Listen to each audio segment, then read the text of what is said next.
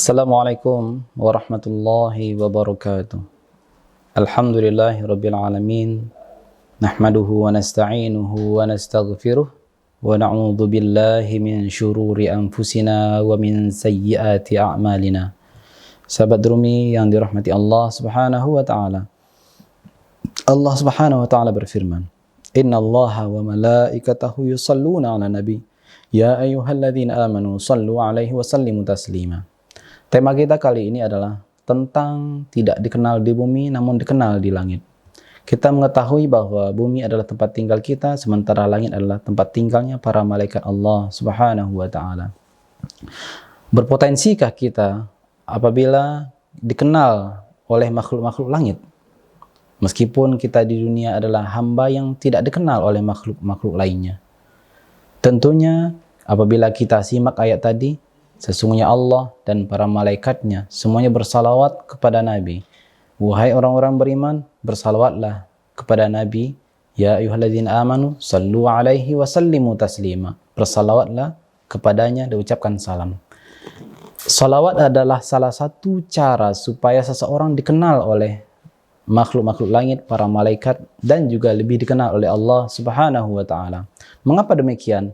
Karena orang yang bersalawat kepada Nabi Muhammad sallallahu alaihi wasallam, maka dia sedang melakukan amalan yang dilakukan oleh para malaikat, dan tentunya Allah yang lebih pertama melakukannya. Allah pun juga bersalawat. Maka terbacalah, terlihatlah seorang hamba melakukan perbuatan yang juga Allah lakukan dan juga dilakukan oleh para malaikat. Ada sebuah kisah dalam kitabnya Imam Suhrawardi yang bernama Kitab Awariful Ma'arif.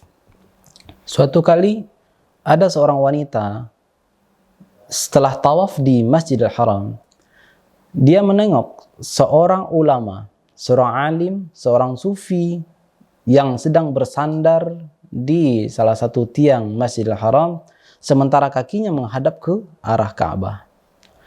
Melihat fenomena ini, maka sang wanita itu mendekati sang imam, sang ulama, sang arif billah ketika dia menjulurkan kakinya ke arah Ka'bah. Maka ditegurlah sang pria ini, sang ulama ini. Apa kata sang wanita? Jika kamu tidak ingin namamu dihapus dari dewan qurb, diwanul qurbi. Diwan qurbi adalah dewannya para aulia di langit, dewannya malaikat. Maka jangan lagi kamu melakukan seperti ini. Jangan lagi kamu melenjorkan kakimu ke arah kiblat. Akhirnya sang imam ini kembali posisi duduk yang normal, tidak menjulurkan kakinya kembali ke arah Ka'bah. Lalu sang imam ini berkata, akhirnya dengan perkataan wanita tadi, aku mengerti bahwa dia arifah billah. Perempuan inilah perempuan yang kenal Allah subhanahu wa ta'ala. Dalam ungkapan dialog tadi kita melihat, kita memahami ada ungkapan diwanul qurbi. Diwan secara bahasa Indonesia juga bisa bermakna dewan. Al-qurb bermakna dekat.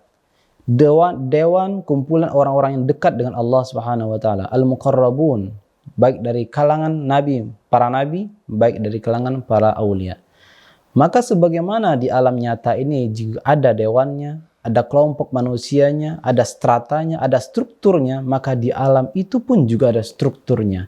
Maka orang yang berada pada alam itu, ada makhluk yang Allah letakkan di alam itu adalah makhluk-makhluk yang Allah muliakan, Allah berikan hak kedekatan kepada dirinya.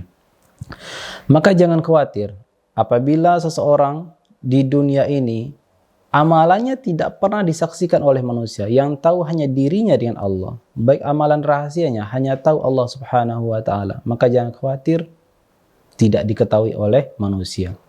Maka orang seperti inilah yang disebut orang yang tak kenal di bumi, tapi dikenal oleh Allah subhanahu wa ta'ala. Wallahu muwaffiq. Assalamualaikum warahmatullahi wabarakatuh.